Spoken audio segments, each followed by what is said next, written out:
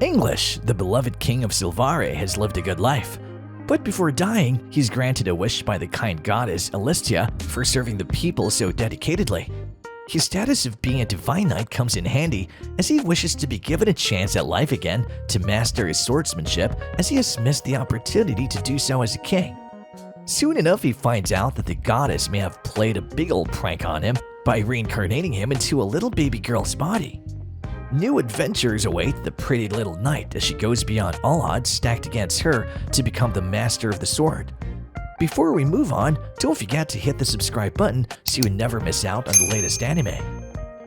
The hero king now lies on his deathbed waiting to see Goddess Alistia for the very last time. He has built an entire kingdom of Silvare on his own, and because of that, the people love him greatly and wish for him to stay a while longer.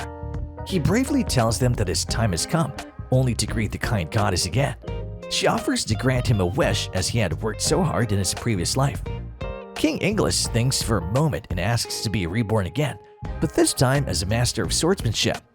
As soon as he opens his eyes, a couple hundred years later, he's born as a little baby girl. Well, here goes the dreams of being a great swordsman, I guess. Oh, to make it even better, the baby girl is named English too. The goddess sure works in mysterious ways. The former king attempts to use his magic power secretly called Aether, the origin of all things. By doing so, the small baby floats into the air, still in wonder how the goddess's presence can no longer be felt in this world. Suddenly, her mother, Serena, barges in and cannot believe that she caught a glimpse of her child hovering midair. She quickly dismisses her seemingly ridiculous thoughts and carries her to safety as they are attacked by magicite beasts. The pink bonnet-wearing girl smiles as she gets excited over finding out new creatures to fight. Her scarlet eyes glimmer as she hopes it's vicious and angry. Her mother regroups with her old sister to find a safe place to stay with all three of their children. Unfortunately for them, they're ambushed by the giant dragon monster. English's mother bravely faces the beast using a sword but gets thrown to the side. Her older cousin, Raphael, comes next but is no match for his opponent's strength. While everyone is knocked out, the small baby crawls up to the ruthless monster and, to nobody's surprise, easily flings it away into the distance.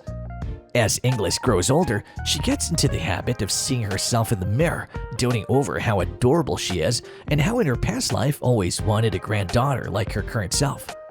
Her cousin Rani, who is of the same age as her, is her best friend and they train together with the knights. They go to the practice grounds to meet up with Raphael, who is diligently working hard. Not long after, a prudish-looking group of merchants join the sparring. A young boy, Raul, impresses everyone by defeating 10 adult knights without breaking a sweat. Raphael joins the sparring but is defeated as well.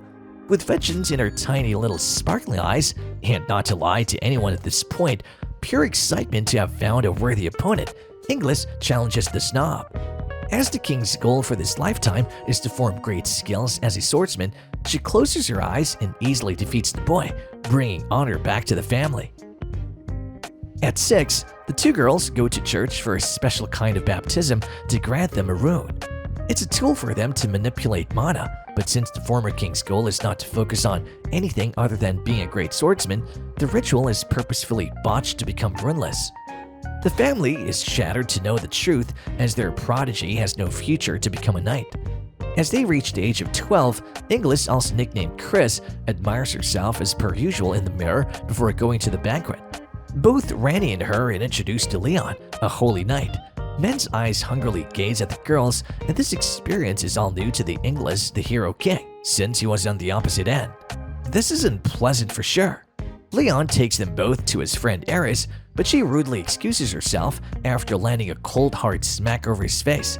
They learn about Raul attending the event and burning a knight after he forced himself on another female guest. Chris asks him to stop as she knows she's his real target. Finally, a real opportunity for a fight.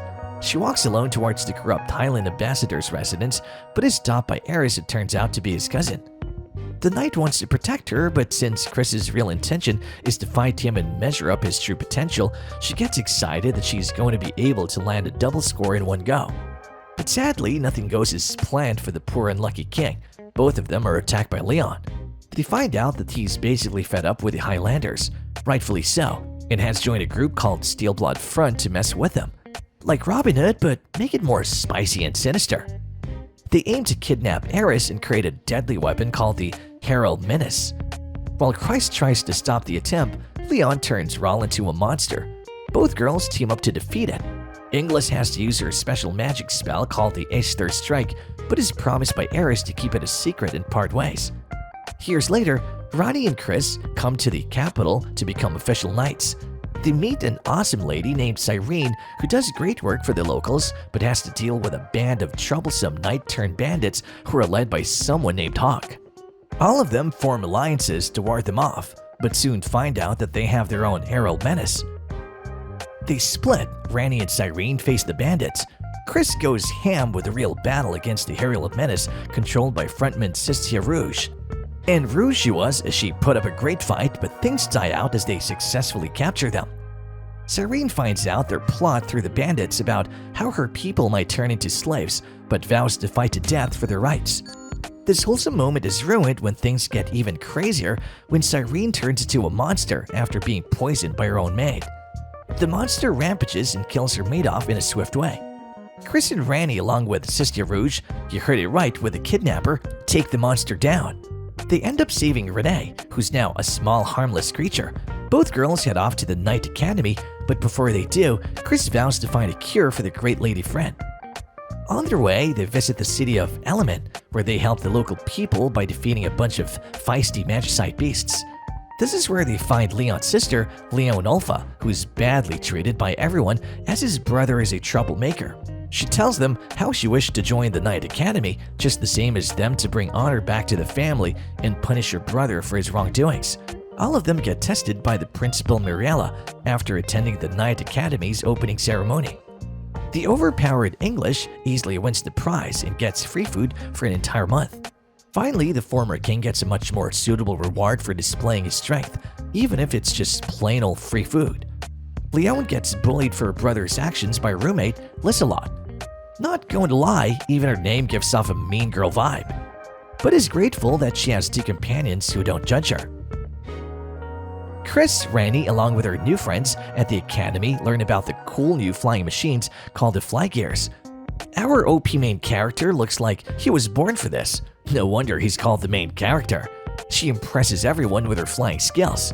Their principal decides to put all the best students into a special examination called the Labyrinth of Ordeals. Ooh, this sounds unnecessarily scary for first-year students. Inglis, Rainey, and their companion Leon, along with her bully roommate Lissalot and Pullum, have to take the trial together. A rather strange bunch that doesn't gel together perfectly. The test is designed specifically to challenge their physical and mental abilities while they figure out a way to escape the labyrinth in a limited slot of time. Chris encounters hallucinations from her past memories, but she easily overcomes them. Later, she finds Lissalot, who recognizes her wrong judgment and apologizes for judging Leon too harshly. Wow, looks like the mean girl isn't all that bad after all. She even helps Chris escape using her artifact. The girls soon help Leon face her own visions. And Lissalot finally makes amends with her roommate. Finally, Chris, Rainey, Leon, and Lissalot pass the test and throw a small little party to celebrate. We can't wait to find out more of what'll happen in the next couple of episodes, so don't forget to like and subscribe to our channel and not miss out on a single second of this anime.